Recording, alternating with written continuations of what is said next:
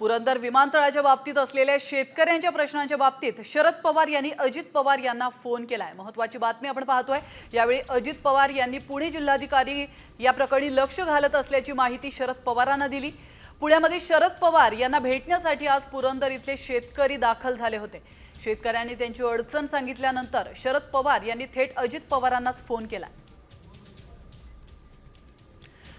तर याविषयी अधिक माहिती देण्यासाठी आपले प्रतिनिधी अक्षय बडवे आपल्यासोबत फोन लाईन वरून जोडले गेलेले आहेत। अक्षय, पुरंदर विमानतळाच्या बाबतीत शेतकऱ्यांचे जे प्रश्न आहेत, ज्या समस्या आहेत, त्या संदर्भात आज शरद पवार अजित पवारांशी बोललेले आहेत। काय अधिक माहिती मिळते?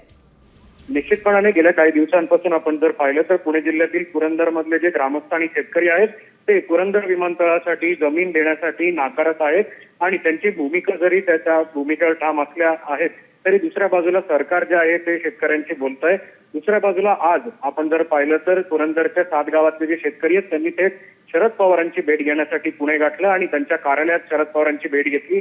शेतकऱ्यांच्या समस्या ज्या आहेत त्या जाणून घेतल्या शरद पवार यांनी स्वतः आणि त्यानंतर अजित पवारांची देखील शरद पवार यांनी फोनवर चर्चा केलेली आहे आणि त्यानंतर पालकमंत्री या नात्याने अजित पवार यांनी या सर्व बाबतची जी माहिती आहे ती सर्व प्रकरण आहे ते जिल्हाधिकारी बघतायत आणि जिल्हाधिकारी यांची ज्या सगळ्या सूचना आहेत त्याचं देखील पालन होत असल्याची माहिती जी आहे ती अजित पवारांनी शरद पवारांना दिलेली आहे। त्यामुळे एकंदरीतच शरद पवारांची भेट घेतल्यानंतर धन्यवाद अक्षय, तुम्ही दिलेल्या महत्त्वपूर्ण माहितीबद्दल।